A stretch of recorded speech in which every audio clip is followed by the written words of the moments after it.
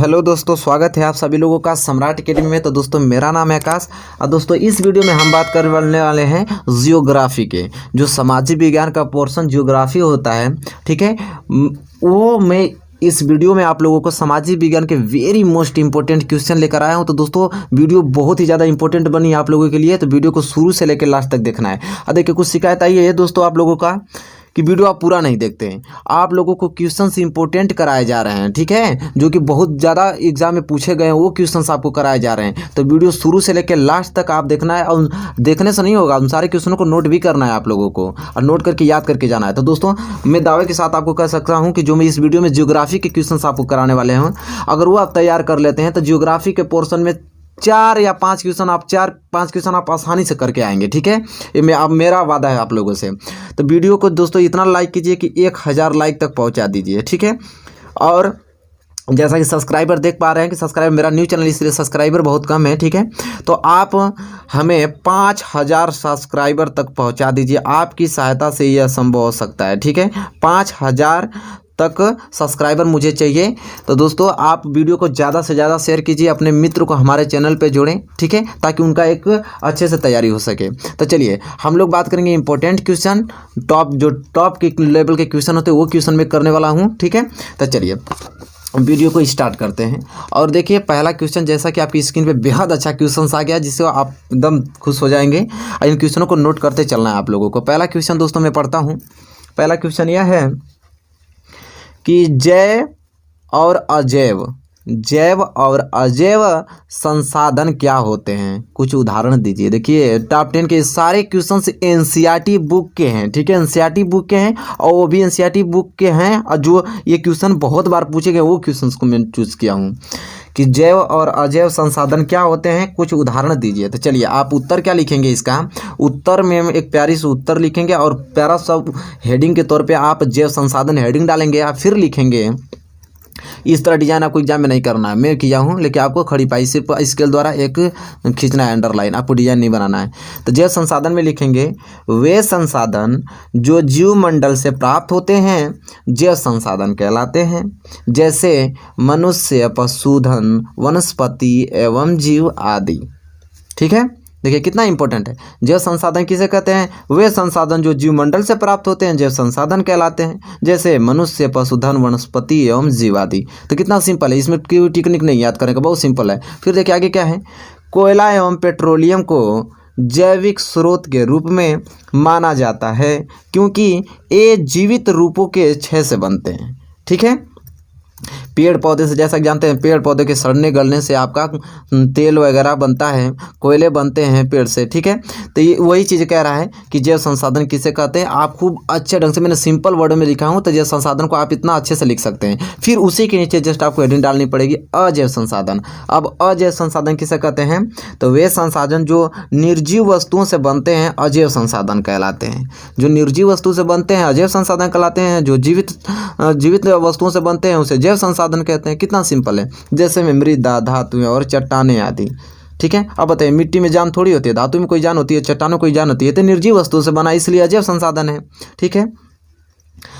चलिए अब हम बात करेंगे कि क्वेश्चन नंबर पहला आपको बेहद अच्छे ढंग से तैयार हो गया होगा, आप इसे नोट भी कर लिए होंगे अच्छे तरीके से। अब हम बढ़ेंगे अगले क्वेश्चन की ओर, क्वेश्चन नंबर दूसरे की ओर। क्वेश्चन नंबर दूसरा देखिए क्या है। क्वेश्चन नंबर दूसरा कह रहा है कि सूचना एकत्रित करें। देखिए सब एनसीईआरटी के क्वेश्चन हैं।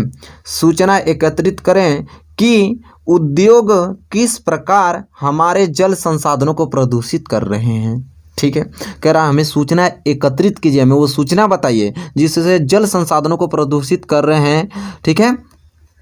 तो चलिए देखते हैं। तो उत्तर में आप लिखेंगे, उद्योग जल संसाधनों को निम्नलिखित प्रकार से प्रदूषित कर रहे हैं।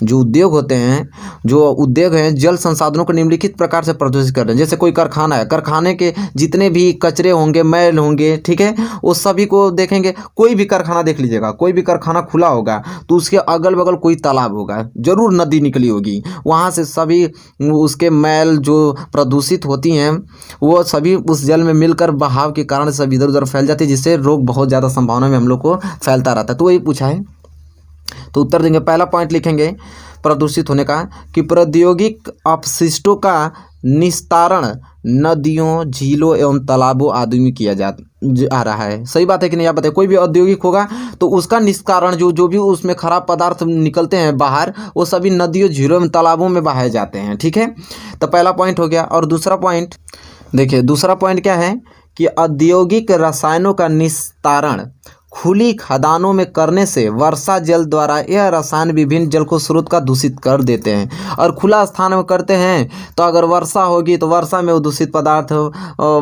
मिलकर अब बहाव के कारण नदियों में मिल जाएंगे, वहाँ से भी दूषित का कारण एक ये बन गया। और तीसरा लिखेंगे, जल स्रोतों के निकट स्थापित परमाणु रिएक्टरों के कारण भी जल स्रोत प्रदूषित हो रहे हैं। ठीक है, सही बात है, तीनों पॉइंट बहुत सही था। तो बहुत आप आम अपने भाषा में भी इसको बनाकर आप एग्जाम में लिख सकते हो। कोई जरूरी नहीं कि जो मैं लिखा हूँ हूबहू आपको यही याद करना है। आप इसमें टेक्निक खोजिए कि क्या वो सिंपल तरीका है जिससे मैं याद कर सकता हूँ। ठीक है, छोटी छोटी क्लू को पकड़ लीजिए और अपने शब्दों से भी लिखेंगे तो आपको नंबर मिलने वाले हैं फुल। कोई एग्जामिनर आपको काटेगा नहीं। एग्जाम तो यही चाहता है कि अपने दिमाग से आप लिखें, रट्टा ना मारे किसी चीज़ों को। तो इसे रट्टा मारने की जरूरत नहीं है, बस आप चीज़ों को समझिए, हाँ क्या गलत है क्या सही है, किस तरह प्रदूषित हो रहे हैं हमारे जल, बस उसी पर लिख दीजिए। चलिए, क्वेश्चन दूसरा क्लियर हो चुका होगा तो हम बढ़ें क्वेश्चन तीसरे की ओर। क्वेश्चन तीसरा दोस्तों यह है कि अंतर्राज्यीय जल, देखिए अंतर्राज्यीय जल किसे कहते हैं, अंतर्राज्यीय जल विवादों की एक सूची तैयार करें। चलिए, तो उत्तर में आप लिखेंगे कि भारत के प्रमुख अंतर्राज्यीय जल विवाद निम्नलिखित हैं। तो कौन कौन है, तो देखिए पहला है कावेरी नदी जल विवाद। कावेरी नदी जल विवाद, इसमें क्या है, यह तमिलनाडु एवं कर्नाटक के बीच में है। जो कावेरी नदी जल विवाद है वो तमिलनाडु एवं कर्नाटक के बीच में स्थित है। और दूसरा कृष्णा नदी जल विवाद, यह कहाँ है, तो यह जल विवाद महाराष्ट्र, कर्नाटक एवं आंध्र प्रदेश के बीच में है। तो कृष्णा नदी जल विवाद कहाँ कहाँ पे है भैया, महाराष्ट्र, कर्नाटक और आंध्र प्रदेश के बीच में है। इसी प्रकार रावी व्यास नदी जल विवाद किनके बीच है, तो यह जल विवाद पंजाब, हरियाणा एवं राजस्थान के बीच में है। रावी व्यास नदी जल विवाद पंजाब, हरियाणा, राजस्थान के बीच स्थित है। ठीक है, तो यही अंतर्राज्यीय जल विवाद थे 3। और उम्मीद करता हूँ कि आप इसे नोट करके और ये भी याद कर लेंगे किनके बीच हैं। ठीक है, तो देखिए हेडिंग आप ब्लैक पेन से लिखेंगे, इसके बाद आंसर आप ब्लू पेन से लिखेंगे। उम्मीद करता हूँ कि क्वेश्चन नंबर तीसरा क्लियर हो चुका होगा अच्छे से आप लोगों को। हम बढ़ेंगे अगले क्वेश्चन की ओर, क्वेश्चन नंबर चौथे की ओर। देखिए क्वेश्चन नंबर चौथा बेहद अच्छा क्वेश्चन है कि भारत की एक खाद्य फसल का नाम बताइए। भारत की एक खाद्य फसल का नाम बताइए और जहाँ एक पैदा की जाती है, जहाँ यह पैदा की जाती है। कह रहा है कि भारत की कोई एक फसल का नाम बता दीजिए और ये भी बताइए जहाँ यह पैदा की जाती है और उन क्षेत्रों का विवरण भी दीजिए। चलिए आराम से विवरण देते हैं इसका। उत्तर लिखिए, गेहूँ।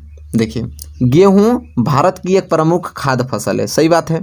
भारत में गेहूं का उत्पादन उत्तर पश्चिम में गंगा सतलुज के मैदान, दक्कन का काली मृदा का यहाँ तक रुके रहिए, इस स्लिप में है, इसके आगे का मृदा का प्रदेश कहाँ कहाँ पे है, तो पंजाब में, हरियाणा में, उत्तर प्रदेश में, राजस्थान में, बिहार आदि में किया जाता है। तो सिंपल था, कह रहा कि भारत का कोई एक फसल का नाम बताइए, तो गेहूं है। और कहाँ कहाँ उत्पादन किया जाता है भाई, तो पंजाब, हरियाणा, उत्तर प्रदेश, राजस्थान, बिहार, बात खत्म। तो सिंपल तरीके से आप याद कर सकते हैं अपना दिमाग लगाकर। कोई जरूरी नहीं रट्टा मारने की कोशिश ना कीजिए, टेक्निक बैठाइए, क्या मैं याद कर सकता हूँ सिंपल तरीके से उसको। चलिए क्वेश्चन नंबर 5वां हम देखेंगे। क्वेश्चन नंबर 4 तक तो आपको कोई दिक्कत नहीं होगी, नो डाउट आप आराम से याद कर लिए होंगे चीज़ों को। क्वेश्चन 5वां देखिए क्या है, कह रहा है हरित क्रांति किसे कहते हैं। अच्छा, हरित क्रांति किसे कहते हैं, हरित क्रांति की किन्हीं 2 विशेषताओं का वर्णन कीजिए। चलिए भैया देखते हैं हरित क्रांति किसे कहते हैं, उसका विशेषता का वर्णन भी करेंगे हम लोग। तो उत्तर में लिखेंगे आप कि हरित क्रांति से तात्पर्य 1960 के दशक में खाद्य फसलों के ऐसे बीजों के विकास एवं उपयोग से है जिसके कारण इनके उत्पादन में आशातीत वृद्धि हुई है। इसके अंतर्गत कृषि में उन्नत बीजों, उर्वरकों तथा प्रौद्योगिकी का समावेश किया गया है। ये तो भैया हरित क्रांति के बारे में हो गया। ठीक है, अब यहाँ पे भैया इसका हमें विशेषताएं भी लिखना था, तो आप लिखेंगे, हेडिंग डालेंगे, हरित क्रांति की प्रमुख विशेषताएं या लाभ निम्नलिखित हैं, ब्लैक पेन से। इसके बाद पॉइंट वाइज लिखना है आप लोगों को, क्या भैया विशेषताएं निम्नलिखित हैं। पहला, अधिक उत्पादकता वाले बीजों का प्रयोग। दूसरा, कृषि में रासायनिक उर्वरकों का प्रयोग। और तीसरा क्या है, सिंचाई हेतु आधुनिक तकनीकी का प्रयोग। और चौथा है बहुफसलीय कार्यक्रम को प्रोत्साहन। तो दोस्तों ये 4 पॉइंट आप इसके विशेषताएं या लाभ निम्नलिखित हैं, आप लिख सकते हैं। तो बताइए कोई दिक्कत? कोई दिक्कत नहीं है। क्वेश्चन नंबर 5 में स्पष्ट है। यह क्वेश्चन बेहद अच्छे क्वेश्चन से, सारे क्वेश्चन को हम लोग अपने टेक्निक से याद करने की कोशिश कर रहे हैं। कितना अच्छा लग रहा होगा आप लोगों को। वीडियो को लाइक कीजिए और हमारे इस फैमिली परिवार को और ज़्यादा से ज़्यादा लोगों को जोड़िए और इसको चैनल को आगे तक ले जाइए। चलिए क्वेश्चन 6वां देखिए। क्वेश्चन 6वां यह है कि कृषि उत्पादन में वृद्धि सुनिश्चित करने के लिए सरकार द्वारा किए गए उपाय सुझाइए। कह रहा है कि कृषि उत्पादन में अगर हम वृद्धि सुनिश्चित कर रहे हैं तो उसका सरकार द्वारा क्या उपाय होगा, सरकार क्या सोचती होगी कृषि उत्पादन में वृद्धि करने के लिए, उसका हमें आप सुझाव दीजिए। तो चलिए उत्तर में लिखेंगे हम लोग कि सरकार द्वारा उठाए गए कदमों का विवरण निम्नलिखित है। सरकार द्वारा उठाए गए कदमों का विवरण निम्नलिखित है। क्या क्या है विवरण, तो इस स्लिप में हम लोग आराम से समझेंगे, कोई दिक्कत नहीं होगा। हम लोग पढ़ते पढ़ते सारे क्वेश्चंस को याद कर लेंगे। तो पहला, संस्थागत सुधार। सरकार ये सोचेगी क्या कि संस्थागत सुधार हम लोग के बारे में सोचेगी हमारे फसलों की वृद्धि के लिए। तो पहला क्या है, संस्थागत सुधार। संस्थागत सुधार तो क्या लिखेंगे इसमें कि प्रमुख संस्थागत सुधारों में सामूहिकता, भूमि का एकत्रीकरण, चकबंदी सहकारी समितियों का विकास, जमींदारी का उन्मूलन आदि शामिल है।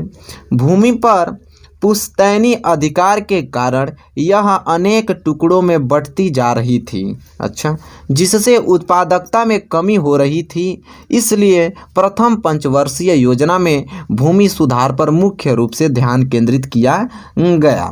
ठीक है, तो चलिए ये तो पहला सुझाव हुआ सरकार का, संस्थागत सुधार। दूसरा क्या है इसका है, तो दूसरा प्रौद्योगिकी सुधार है। प्रौद्योगिकी सुधार, यह क्वेश्चन लॉन्ग इसलिए क्योंकि यह दीर्घ उत्तरीय प्रश्न है दोस्तों। मैंने आपसे वादा किया था, चाहे वो लघु उत्तरीय हो, चाहे दीर्घ उत्तरीय हो, चाहे अति लघु उत्तरीय हो, अगर इम्पोर्टेंट है तो मुझे क्या से लिखना पड़े मैं लिखूंगा, आप अच्छे स्कोर लाइएगा। ठीक है, आपके लिए कुछ भी करने के लिए तैयार हैं, बस आप वीडियो को लाइक कीजिए, शेयर कीजिए, सब्सक्राइब कीजिए। दूसरा पॉइंट क्या है सरकार का, प्रौद्योगिकी सुधार। अब प्रौद्योगिकी सुधार क्या है चलिए जानते हैं। भूमि सुधार संबंधित कानूनों को लागू किया गया, लेकिन उनका कार्यान्वयन उचित रूप से नहीं हो रहा था। भारत सरकार ने वर्ष 1960-1970 के दशक में कृषि क्षेत्र में सुधार के लिए सफ़ेद एवं हरित क्रांति जैसे आंदोलन शुरू किए। ये आपका सरकार के प्रौद्योगिकी सुधार में इसका सुझाव रहा। तीसरा क्या सोचती है सरकार, हमारी भूमि विकास कार्यक्रम के बारे में सोचती है, और इसमें क्या बताता है यह कि 1980-1990 के दशक में व्यापक भूमि विकास कार्यक्रम शुरू किया गया, जो संस्थागत और तकनीकी सुधारों पर आधारित था। इससे बाढ़, सूखा, चक्रवात, बीमारी तथा आग के लिए फसल बीमा सम्मिलित हैं। ठीक है, तो ये 3 पॉइंट सरकार कहता है कि भूमि विकास कार्यक्रम, दूसरा प्रौद्योगिकी सुधार और तीसरा आपका संस्थागत सुधार। यह सरकार सोचती है हमारी कृषि उत्पादन में वृद्धि के सुनिश्चित करने के लिए। तो दोस्तों उम्मीद करता हूँ कि क्वेश्चन नंबर 6वां आपको क्लियर हो चुका होगा। अब हम बढ़ेंगे अगले क्वेश्चन की ओर, क्वेश्चन नंबर 7वें की ओर। चलिए दोस्तों, तो देखिए आपकी स्क्रीन पे आ गया है क्वेश्चन नंबर 7वां। बेहद अच्छा क्वेश्चन है, अब बहुत बार पूछा गया है एग्जाम में, इसलिए मैं इसको उठा लिया आया हूँ। ठीक है, जो क्वेश्चंस बहुत बार पूछे गए होंगे उसको तो मैं कहीं से ना कहीं से ढूंढ के लाऊंगा। ठीक है, बस आपका यह कर्तव्य बनता है कि आप उसको याद करें, आप वीडियो को ज़्यादा से ज़्यादा शेयर कीजिए। चलिए, कह रहा है खनिज क्या है, चलिए उत्तर में क्या है लिखेंगे हम लोग कि भूवैज्ञानिक के अनुसार, भूवैज्ञानिक समझते हैं जो भूमि के वैज्ञानिक होते हैं, जो भूमि का निरीक्षण करते हैं। भूवैज्ञानिक के अनुसार खनिज एक प्राकृतिक रूप से विद्यमान समरूप तत्व है, जिसकी एक निश्चित आंतरिक संरचना होती है। जैसे में खनिज हीरे जैसा कठोर तो चूने जैसा नरम भी होता है। सही बात है, खनिज हीरे जैसा कठोर भी हो सकता है और चूने जैसा नरम भी हो सकता है। ठीक है, तो दोस्तों खनिज क्या है, आप बहुत आसानी से इतने आसान शब्दों में आप इसको लिख कर याद कर सकते हैं। बेहद अच्छा क्वेश्चन था। उम्मीद करता भी हूँ कि क्वेश्चन नंबर 7वां आपको पसंद आया होगा। और हम इसी के साथ हम बढ़ते हैं अगले क्वेश्चन की ओर। अब रुकेंगे थोड़ी, अब क्वेश्चन 8वां देखेंगे हम लोग। क्वेश्चन 8वां क्या कहता है इसे हम लोग समझेंगे। तो क्वेश्चन 8वां दोस्तों यह कह रहा है हमसे कि आग्नेय तथा क्यांतरिक चट्टानों में खनिजों का निर्माण कैसे होता है। कह रहा आग्नेय तथा क्यांतरिक चट्टानों में खनिजों का निर्माण कैसा होता है, बताइए हमें। चलिए हम लोग कोई भी क्वेश्चन बता ही देंगे बढ़िया से कि उत्तर देखिए। खनिज आग्नेय तथा क्यांतरिक चट्टानों की दरारों, जोड़ों व भ्रंशों में मिलते हैं। ये पॉइंट क्लियर। खनिजों का छोटा जमाव सिराओं के रूप में तथा वृहद जो जमा होता है परत के रूप में होता है। ये भी हम लोग को याद हो जाएगा। जस्ता, तांबा, जिंक और सीसा आदि खनिजों का जमाव इन्हीं सिराओं में होता है। अब बताइए, कुछ है ही नहीं इस क्वेश्चन में, बहुत आसानी से हम लोग क्वेश्चन को याद कर सकते हैं। देखिए जो भी क्वेश्चन आपके सामने आए, जैसे एक क्वेश्चन है, आप इसमें सोचिए कि क्या मैं वो थोड़ा पॉइंट इसमें याद कर सकता हूँ कि अगर क्वेश्चन आपके पास आग्नेय तथा क्यांतरिक चट्टानों की खनिजों का निर्माण कैसे होता है अगर आ जाए तो मैं क्या लिखूंगा। तो इसमें आप 1-2 बार पढ़िए और आपके दिमाग से जो पॉइंट आपको ये लग रहा है कि हाँ इस पॉइंट को मैं इसमें ट्रिक बना सकता हूँ तो आप ट्रिक बना लीजिए और उसी के अनुसार अपने एग्जाम में व्यक्त कीजिए। जब एग्जाम देने जा रहे हैं क्वेश्चन आ रहा है तो तभी नंबर मिल जाएगा आपका फुल। कोई एग्जामिनर नहीं सोचेगा कि आप हूँ याद करके आए कि नहीं। एग्जामिनर के पास इतना टाइम थोड़ी है कि आपको एक वर्ड मिलेगा। आपको बस वो देखेगा कि हाँ आप 4-5 लाइन में लिखे हैं कि नहीं और भी अच्छे से लिखे हैं कि नहीं, और 1-2 पॉइंट जो आप याद किए हों आप उसको लिख के उसके नीचे ब्लैक पेन से देखिए भ्रंशों एवं सिराओं मिलते हैं। छोटा जमाव सिराओं के रूप में तथा जमाव बृहद रूप में होता है, बृहद जमाव परत के रूप में। तो इस तरह आप इसको क्या कर लीजिए, ब्लैक पेन से अंडरलाइन कर लीजिए ताकि देखने में स्पष्ट लगे। एग्जाम चेक करेगा तो हाँ भ्रंशों जमाव में होता है, बस आपका मिल गया भैया, 4 नंबर आपको। इस प्रकार आपको कॉपी लिखी जाती है। उम्मीद करता हूँ क्वेश्चन 8वां क्लियर हो चुका होगा। क्वेश्चन नंबर 9वां देखते हैं। क्वेश्चन नंबर 9वां देखिए कितना इंपॉर्टेंट है, इसको भी पढ़ते हैं। कह रहा है क्वेश्चन नंबर 9 कि सड़क परिवहन के 3 गुण बताइए। देखिए वेरी पॉपुलर क्वेश्चन भैया, सड़क परिवहन के 3 गुण बताइए। चलिए 3 ही गुण पूछा है ना, चलिए बता देते हैं। तो उत्तर लिखेंगे सड़क परिवहन के 3 गुण निम्नलिखित हैं। अब कौन कौन से 3 गुण निम्नलिखित हैं, तो पहला गुण लिखेंगे हम लोग कि सड़कों को असमान सतहों जैसे पहाड़ियों और पहाड़ों में बनाया जा सकता है। सही बात है कि नहीं, बिल्कुल सही बात है। दूसरा गुण, यह घर घर सेवाएं उपलब्ध करवाता है तथा सामान चढ़ाने व उतारने की लागत भी अपेक्षाकृत कम होती है। ये भी पॉइंट आपका बिल्कुल सही है।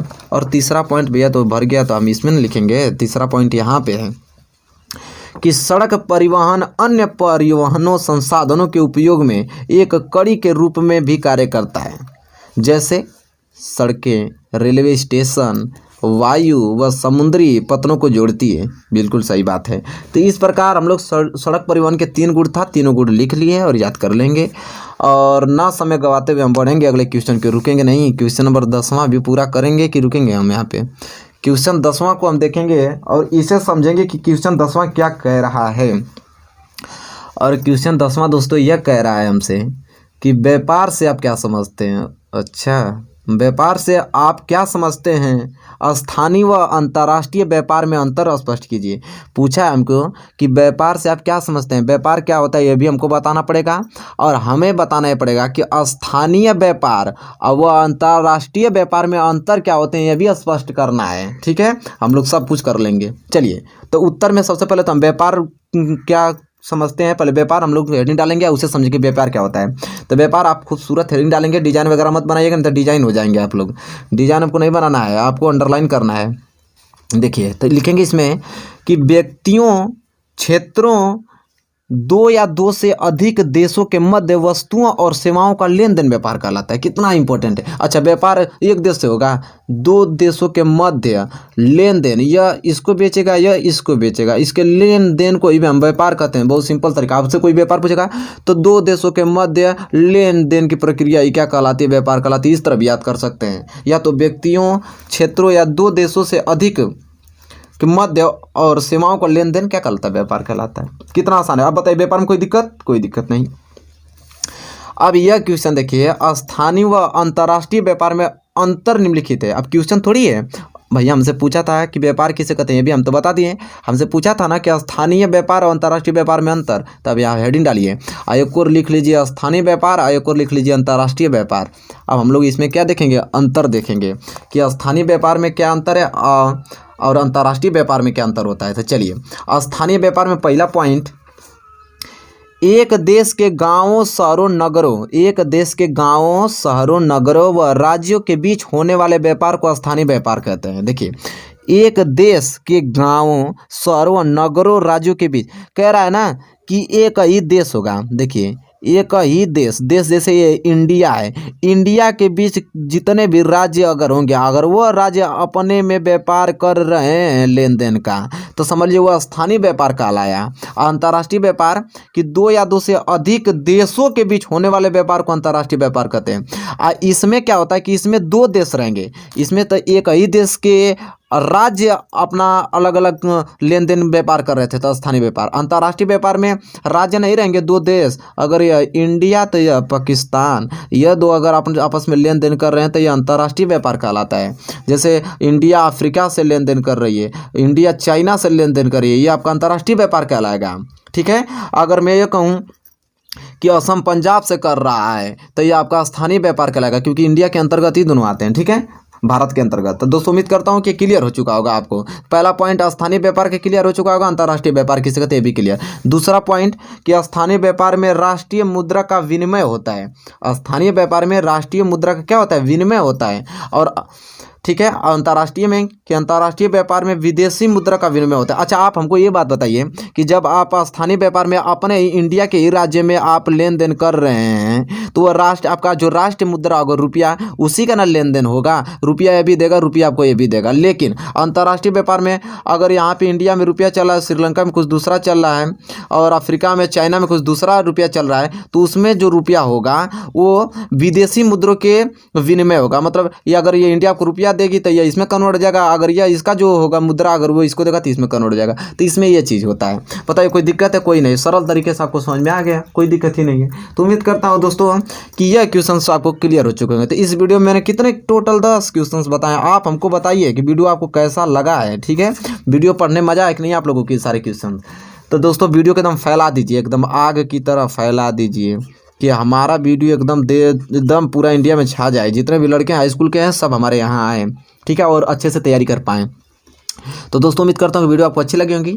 तो प्लीज़ लाइक कीजिए, शेयर कीजिए और कमेंट कीजिए। तब तक के लिए दोस्तों धन्यवाद, मिलेंगे नेक्स्ट वीडियो में।